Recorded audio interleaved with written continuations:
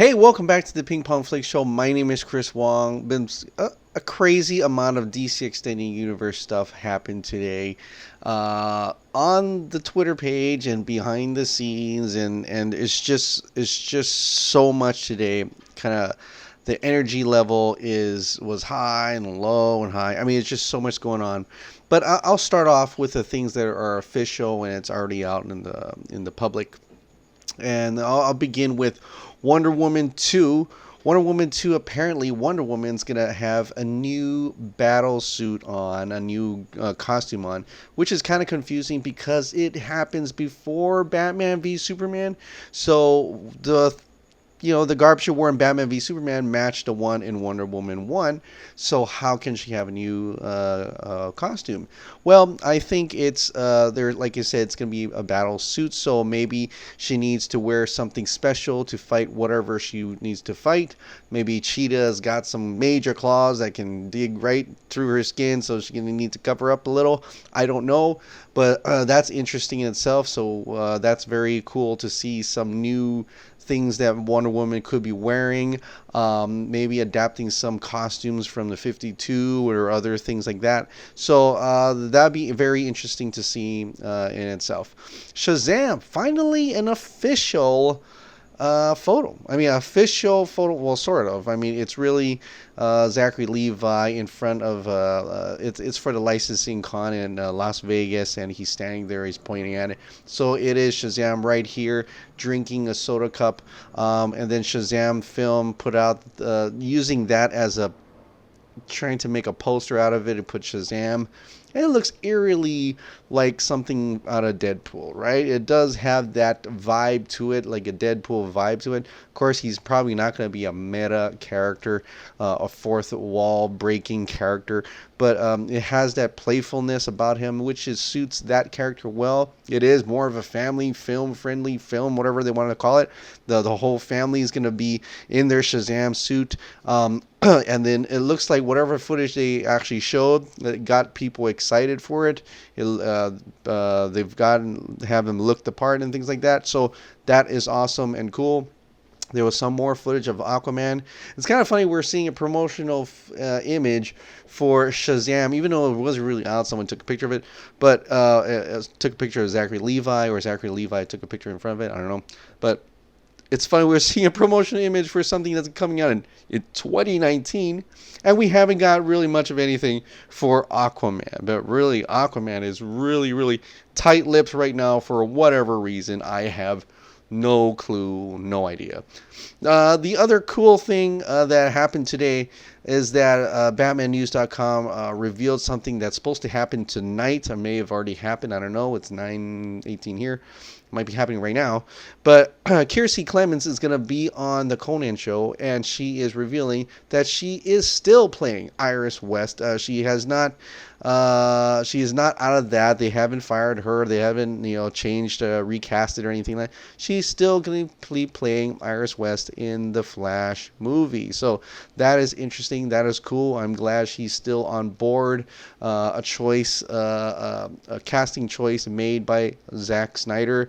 That is cool to see her still going on and the Flash, and so we'll eventually see her in the Flash. Speaking of the Flash, Ezra Miller revealed he has met up with the directors for Flash, Daly and Goldstein. And they are going to be working on it. He enjoys their work and things like that. So they're already in conversations. Things are finally happening. Yes, they still call it the Flash, not Flashpoint. And it looks like it's not going to be a Flashpoint movie, but more of the Flash film, right? A Flash solo film per se. There's still that one little bit that Wonder Woman could show up, but I don't know. Those were old plans. But because Kiersey Clemons is back in the game, it could still be the old plans, maybe. We'll see. We'll see how that turns out. Now, this is not a DC Extended Universe news per se, but it does have to deal with a certain rumor, and that is Jake Gyllenhaal is actually now being rumored. I think it is for more factual, is that he is going to be playing Mysterio in the Spider-Man Homecoming sequels of the Sony and / Marvel co-op thing that they're doing. And so the Spider-Man sequels will have Jake Gyllenhaal being Mysterio. Now, Jake Gyllenhaal is famously rumored to be the next Batman, and this all came starting from a rumor that John Campea had told way back then, and I think that just made it stronger, made it harder, made it more out revealed. Some people didn't believe it. A lot of different other bloggers don't believe it and things like that. So, but Jake Gyllenhaal is going to be Mysterio now. Not that he's saying he cannot be a DC character at the same time, but it seems more likely he's going to stay on that side. I don't think he's much for a comic book hero, so that's very interesting that he is picking this little comic book villain with a fishbowl head and doing illusions and tricks and things like that. So that'd be kind of interesting. So because he's not going to be the Batman, or it seems like it, and there was also rumored that Ben Affleck is now back in the running to be the Batman once again. Something happened, what appears to be conversations going where he's actually changed his mind, if he had changed his mind at all, if any of that was true, that he's still the Batman. And so there's that. That's a good thing about all that Ben Affleck is still the Batman, right? So that's all pretty much the official type of news that we've got today on all those different products and all those different movies. So I'm very interested in that. But for a lot of people who are still not, fully within the DC universe, they still cannot commit. They're still on the sidelines wondering what is going on with this. And I understand completely. You cannot move on until the Snyder Cut happens in order for you to see that first. So I understand that completely. The Snyder Cut is interesting. So this is... There's some stuff going on in the background, right? There is some things going on. A Snyder Cut is allegedly 3 hours and 10 minutes. And so there is things going on like Heroic.Gateway. I've talked about it before, has watched the movie. Other people have watched the movie. The entire cast has watched the movie. Ray Fisher, the Snyder Cut. So it does exist. It very much does exist. And people have seen it, whether it's not in its unfinished form. Like there's some effects that needs still to be done. But it's into the matter that it is a full film that people can watch from beginning to end and know exactly what it is. 3 hours and 10 minutes of it. And for the lucky few who have seen it, man, that's awesome. But here's the thing. I want to get back into the idea of... I know I talked about that Warner Bros. Probably making sure that the theatrical cut sells most of it first, and once those are down or dead, then they'll consider the Snyder Cut, right? So there are several problems and issues with the Snyder Cut that possibly barring it from release. I'm going to go into two of them. Maybe I'll do a best case and worst case scenario. Let's go best case first. Best case scenario is that we have situations like hearing that Kiersey Clemons is now being back in Iris West. So that's good. That's part of the Zack Snyder olden days that Zack Snyder had casted her. And so they're moving on, and there says, yep, she's still Iris West. Let's move on. Let's put her in the Flash movie. Ben Affleck coming back on board if he was ever away, but let's say if he was and now he's back. He talked to Walter Amada and some things. He knows the direction they're going. It's back to the old regime in sort of way. Then that means, all right, so maybe that is a good thing to realize that maybe a Snyder Cut is actually more forthcoming than now. It's just that because the theatrical cut sales are still out there, they want to capitalize on that, and then they're going to move ahead with the Snyder Cut, right? So that's all the what could happen. San Diego Comic-Con comes around, they do an announcement for a Snyder Cut. Zack Snyder comes out on board. I'm on board. I'm back, guys. Sujihara says we're wrong. We should have done what we did, and we're rectifying that. We're going to go back to the original vision, the original plan. We're never going to doubt our directors ever again. Sounds like a dream come true, because it's a good dream, and I wish it was a dream. I wish it was true. I hope it's true. But we have to look at the different sides about that, right? So Zack Snyder Cut is what if, right? Okay, let's go here. So worst case scenario. What if this Zack Snyder Cut, which is probably really awesome, ends in a way that would totally change up everything for the movies after it. Meaning, something happens within this movie, and it doesn't end in the fashion, or the story doesn't go in the fashion how we've seen already the Justice League, the Joss Whedon Justice League, right? Because the Joss Whedon Justice League sets it up nice, the heroes together, and then we got Shazam coming, we got Aquaman's own solo story and things like that. After that, they can move on, right? They're pretty much you can make your own stories here. It's all good and gone. But what if the Snyder Cut ends because it was part of like a 5-part story arc, that it was gonna have that Justice League Part 1 finish to it, and we all know that. You could probably say, yeah, we know that, right? Justice League Part 1 finish to it, and then that will lead to Justice League Part 2. So I go back to the slate that was announced a long time ago, and that's when they had the Batman v Superman, Suicide Squad, Justice League Part 1, and it had Wonder Woman, and then we had Aquaman, and then the Flash, and then Justice League Part 2, then Shazam, Green Lantern Corps, and blah blah blah blah. So that was what originally was. And so if you look at that, Justice League Part 1 was actually Wonder Woman, then Justice League Part 1, then it leads into Aquaman, then it leads into the Flash, then it leads to Justice League Part 2. Well, we got Aquaman in there, right? But in the way of how Wonder Woman is going about, Wonder Woman was a prequel because we knew her what she was in. We knew of her in Batman v Superman, so we knew of her, and so it was a prequel just to set her up, her own story. So we get your origin after seeing them for the first time. So in Justice League Part 1, we see Aquaman. Then we go back and we have Aquaman's origin, which was the original thing, right? And then there's the Flash right after. And remember when Flash was going to be Flashpoint. So they talked about Flash, but it was going to be Flashpoint, and then 2019 was going to be Justice League Part 2. A continuation of Justice League Part 1, part of the 5-part story arc that Zack Snyder had intended. I mean, even there might have been one after Justice League Part 2 for the 5th story arc, but in terms of how it's connected, right? Justice League Part 1, Part 2. So, this is my thing, right? Warner Brothers, DC, it all depends on Warner Brothers' feeling of this.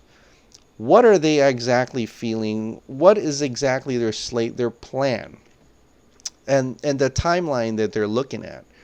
If they're looking at the plan right now, they're no longer calling Justice League Part 1. Justice League Part 1 ends as in it's its own film. It doesn't move on. There's nothing happens at the end in order to make the other movies go forward with that. So that's it. Then if they introduce the Snyder Cut now, would that just uproot their current plans of what they're put in the story for Shazam? Possible cameo of Superman. What they put in plans of Aquaman. What Aquaman was supposed to be after Justice League Part 1. What they have put in place for Wonder Woman 2. Although Wonder Woman 2 is okay because it's set in the past, so that's not too bad. The Flash. It's no longer Flashpoint. And I think there was a reason why it's called Flashpoint, because of possible events that happened in Justice League Part 1. Right? It wasn't going to be the Flashpoint we know in the comics. I mean, it was going to be a Flashpoint, a Flash movie, and in terms of using time travel as a device, a plot device, to lead into Justice League Part 2.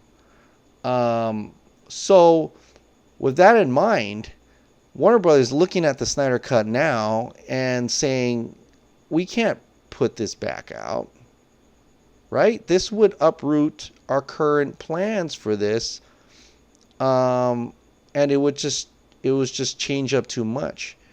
It would be like back when, it's supposed to be director driven, but with this Justice League Part 1 and the way it sets up, things happening, it's quite possible that other directors won't want that to happen. Remember, they don't want to copy the MCU. They don't want to have follow up with another movie and without the creative freedom of making their own story. Right? They're going back. They're saying they're going back to director driven. It's not going to be like the Marvel universe. So Snyder Cut would pose a problem with that, right? And so, because what the Snyder Cut probably is such a game changer, and there's points of plot in the story that would lead. It would be difficult for a director like James Wan and other people to come in and do something in order to change it up to fit that timeline again, right? I believe, and I hope it's not true, is that Warner Brothers is looking at the Snyder Cut and they don't want to release it. That's why they're not saying anything. That's why they're putting information out there saying it doesn't exist, because in their eyes, Warner Brothers saying it doesn't exist in the current DC extended universe. And if they're saying that, that means they are not, or they're trying to not release it, right? They're trying to not release it. They're not even going to mention it. They're not even going to talk about it. They're saying where the show goes on, the show moves on, the show goes on. Of course, we got someone like poor Zack Snyder and the rest of the cast and crew who are seemingly hinting at they're trying to release that cut. And that is the word, release the Snyder Cut. It's being in a chokehold right now by Warner Brothers because they're holding on to the distribution rights of actually releasing it. It may be in the hands of some parties, but they are not going to let it be shown to the public. And even worse, they're not going to let it be the retconning factor in their current whatever plan they are in the DC Extended Universe, which means it's different from what some of us heard that Walter Hamada actually likes the Snyder Cut. And maybe he does. But maybe Warner Bros. DC right now, the current people, even with all the people left, is that they still cannot fit in that Snyder Cut or whatever story that Zack Snyder wanted to do into the current universe. They cannot seem to do it. Now, I want to be wrong. I want to be wrong and say that Warner Brothers has finally come to their senses and says, you know what, that was awesome, what Zack Snyder was doing, and it was leading up to something spectacularly huge. That we should get back on that horse and let's release the Snyder Cut once the theatrical cut is done. And that would be the best case scenario for me. I think I'd be extremely happy if that happens. But I have to be prepared for the worst case, and then that makes our fight a little bit harder for getting that cut. Now, I already gave away my idea for Warner Brothers. Not like you're listening, but if you are, or someone there, is that to release the Snyder Cut, you can release it as an alternative cut, an alternative storyline, never before seen story or never before seen plot of Justice League. Buy it now on Blu-ray and DVD this September or whenever, I don't know. That is still a possibility to capitalize by still selling a theatrical cut, not going through the process of actually having that conversation of are we retconning things or not, and able to have Zack Snyder's finish, has his story or whatever he had made and put it on the public for everybody to see. As an artist, an artist would love that, to be able to show their art, and I think it's well deserved. So. And the cast and crew are for it.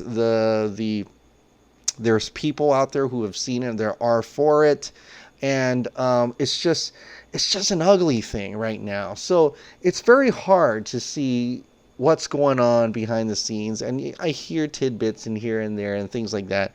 But it does gives me a question what Warner Brothers is doing. I mean, just like what Dave Penna had said in a Film Junkie, says it's up to Warner Brothers, and it really is. Right now, it is in Warner Brothers' hands, and I hope Fiona's right, and that they're really that the whole hashtag release the Snyder Cut had a positive effect on Warner Brothers' team in thinking of maybe they should release it. So that's where my hope lies right now, is that we continue to fight for it. If you really want it, do that hashtag release the Snyder Cut. Keep talking about it. Put it out in the limelight. Put it out in the, not limelight. Put it out in the spotlight. Keep talking about it. Have conversations about it. What could have been. I like that guy who put comparison videos of what was in the trailer and what was not in the trailer. Like weird. It's just stupid scenes where like Jason Momoa saving the guy in the bar is totally reshot for some dumb reason, but it blows my mind. Okay, anyway, sorry. But this is how we're gonna get it, is that we have to keep talking about it. I'm thinking it's not gonna take as long as the Donner Cut, I promise you that. But it's gonna be much quicker if we keep it in the conversations, we keep it in the spotlight, we keep talking about it, we keep fighting for it, and then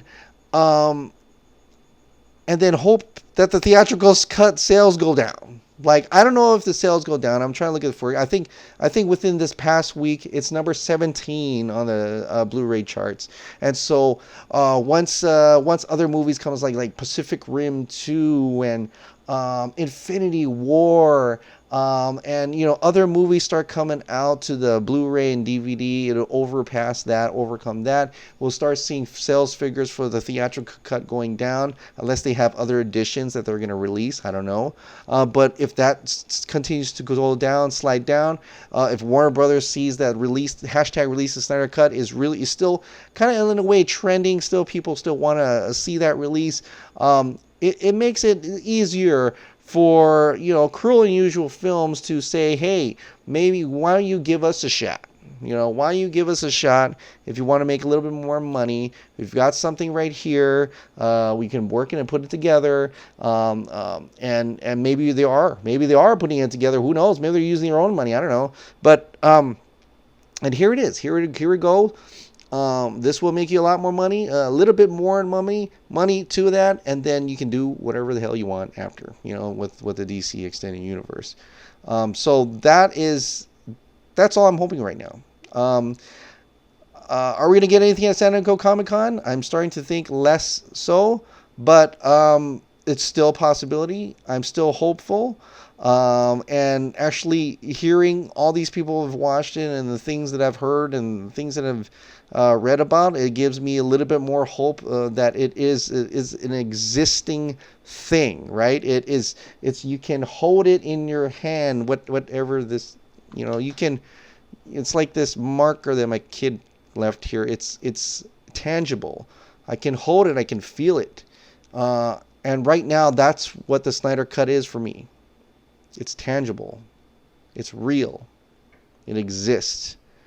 And if it exists, that means one day we can see it. One day we can see it. All right, guys. Well, that's it for that. Thank you so much for subscribing. Thank you so much for watching. I'll see you next time. Bye.